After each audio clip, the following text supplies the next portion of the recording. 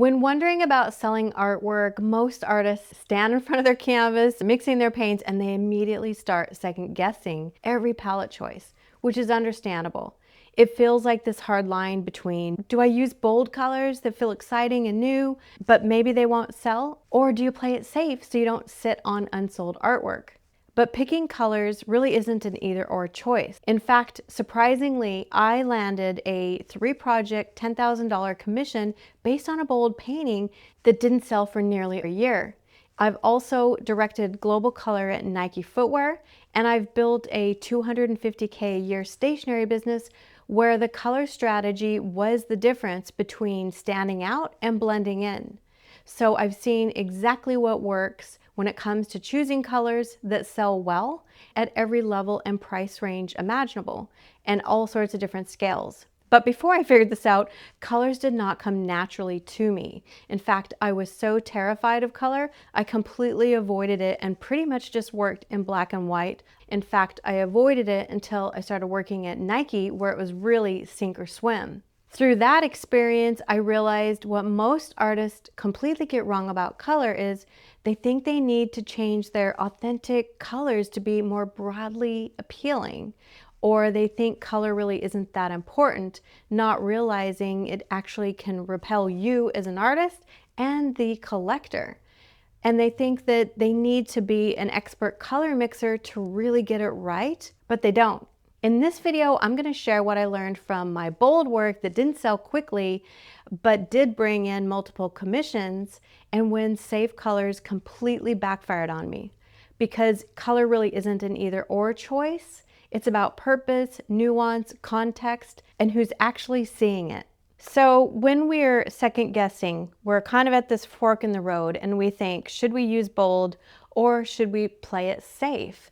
And we're wondering what is the actual right decision. But before I go into what this means, let me clarify what bold actually means. Bold to me doesn't mean bright like neon pink or bright yellow. Bold means taking a risk that is authentic to you. If you're naturally painting in muted colors or moody tones, a bold move might be to do the opposite of that. Bold is about the courage of the choice, not the brightness of the paint. And again, bold means different things to different people. I felt this myself as a painter, and I was playing it safe for a few years with very little risk. And in 2023, I took my solo show as a chance to really push the edge of color for me. So I went through the range of the palette. I went from bold to bright to soft, all on the same show. I really wanted to see a full spectrum, and I wanted to push the range of possibilities for what was available to me as an artist and where the collector lies. And it felt like before that I was really on repeat in my own work, not really evolving as an artist until I pushed in this moment. I was worried that if I chose the wrong color, it would be super disappointing for me and the gallery, of course. And honestly, the result surprised me, even with all my color experience. So bold can be surprising. Bold is not what you think it is. And I want to show you the gap here that happened for me. So at my 2023 show, I made work to push the boundaries. Not the safest colors, not the easiest to sell, and I knew that was risky. The bold work caught massive attention and it really stood out, made the whole collection stand out. And some of the most bold work didn't sell for close to a year. I was second guessing a little as I was making it, as you can imagine, but I knew it was strong work, so I had to reach within and trust that it would work. I had a lot of color experience under my belt to that point, but I had no proof that this would work. And I had to trust that it had a purpose, even if the right audience hadn't yet found it. And then an art consultant found me through Instagram, and she was looking specifically for something bold, actually in those exact colors. And that's what made me findable. It was not the safe work, it was the bold work. And so that worked out to be a 3-project, $10,000 commission. And without the bold work, it would have never happened. I would have never got that opportunity.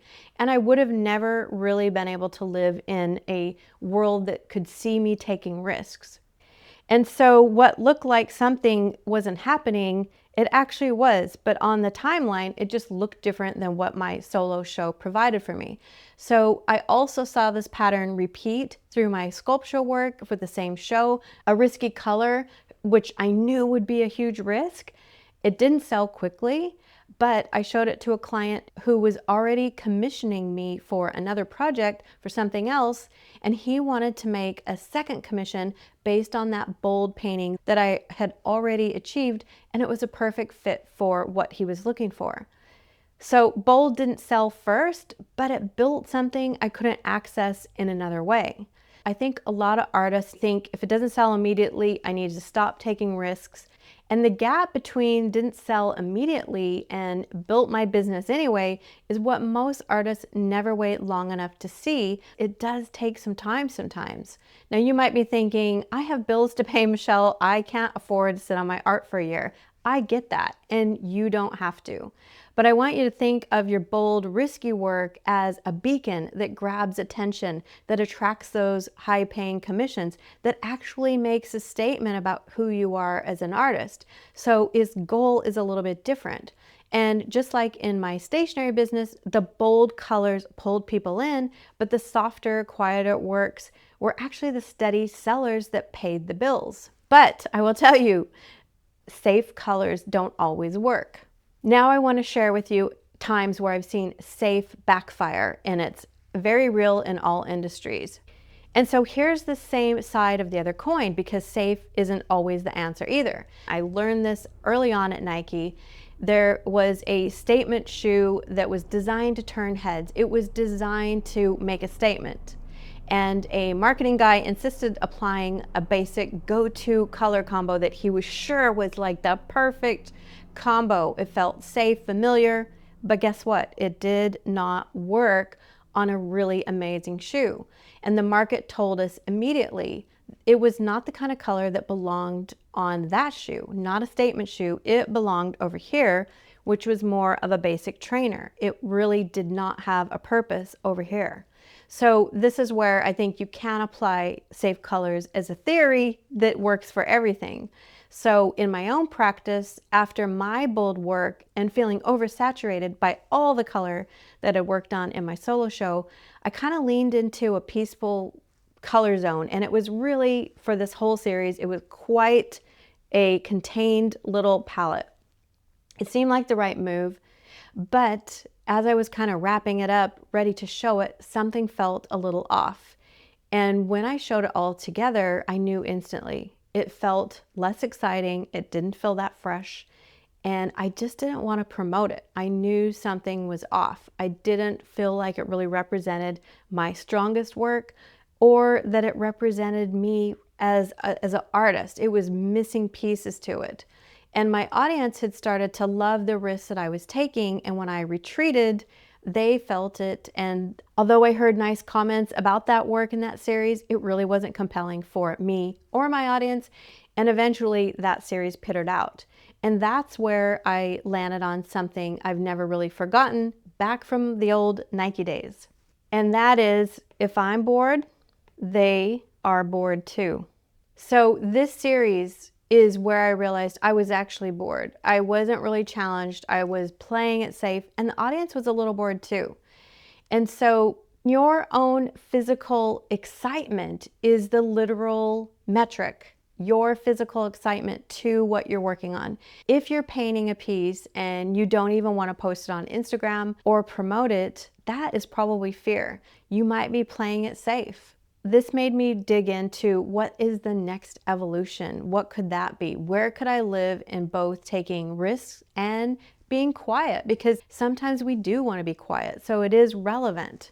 So here's where quiet worked perfectly for me, but it wasn't because I was playing it safe. In 2023, in that same show, quiet can work. I had some soft blue paintings. I had this restrained palette, and some of them were the strongest sellers. But the difference wasn't the palette, it was the intention and the execution of that. The way the blue was used, it was perfectly executing the feeling that I was trying to express as an artist. It felt new, not repetitive. It felt exciting, not dull. It felt quiet and restrained, So it was fresh, but not boring. And so these pieces clearly communicated something I genuinely wanted to say. They sold to collectors, interior designers, and through the galleries. And something that was quiet and calming and yet new and different was a way that quiet could work perfectly, but it wasn't because I was being safe. Quiet works when it's expressing something particular. Quiet is not something to do because you're playing it safe. Safe is often what happens when you're afraid. So how do you know the difference? If you're avoiding promoting it because you're bored or you're afraid to take risks, it's probably color playing it safe. But if you feel this quiet, calming satisfaction while making it, that is intention, and that is quiet that could work. Those are not the same thing. So what's really going on here? So what's actually happening when we're paralyzed by color? We're treating it like a strategy problem, like there's one fixed, perfect right answer, but it's not. It's actually nuanced, it's contextual, it's evolving in choice as you evolve as an artist, that both serves expression and connection. What happens when we fear color? When we fear color, we change our authentic colors to appeal to everyone and only really disappear amongst the crowd. We often dismiss color, not realizing it's actually repelling us as an artist and the right viewer. Think about it. When was the last time that you bought a shirt in a color that you did not like? Color is an emotional hook, and we can't miss it as artists.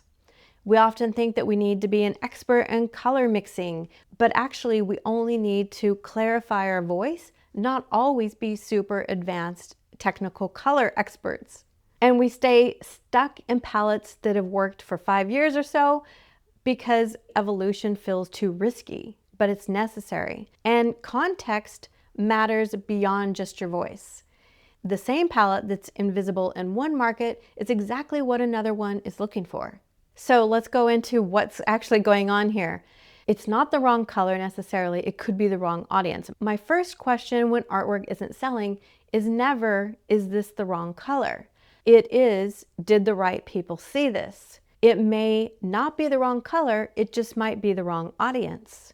And the art consultant that gave me $10,000 for that 3-project commission, she wasn't looking for safe. She was specifically looking for bold colors in these exact colors. And if I made safer work to just move faster, I would have missed her entirely. So evolution is required. Your audience evolves with you. The palette that worked earlier in your career won't work as your voice refines, and that's all right. That's actually a really good thing. My audience started to love the risks and expect them, and that was something that they evolved with me. When I retreated, they felt it. They might have admired it, but they might have not been compelled to take action to buy something. And so when you don't want to promote your own work, that's often a signal that evolution is required. So bold and quiet, it's never really an either or. It's about purpose and context for your specific voice. Bold has its job. It's findable. It attracts commissions. It allows you to breathe as an artist. It opens doors safe work can't. And quiet has a job too, often grounding the work, expressing sophistication, but not as a retreat from risk as the only way. In the stationery business, bold work pulled in people and made us stand out. And softer colors sold more, but without the bold work, they wouldn't have stood out at all. They would have fallen flat completely when showing the whole entire line. So you need both, in my opinion. It was never either or. So let's go back and close the loop here. Before you can build a palette that works, you need to be clear on what you want to express as an artist, your voice, your stage of evolution, and the kind of collector that you actually want to reach.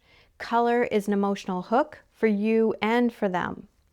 And honestly, it's nothing to be feared at all, but it does ask you to make a choice about what it's doing for you as an artist so that you can express freely and how that meets the person on the other side.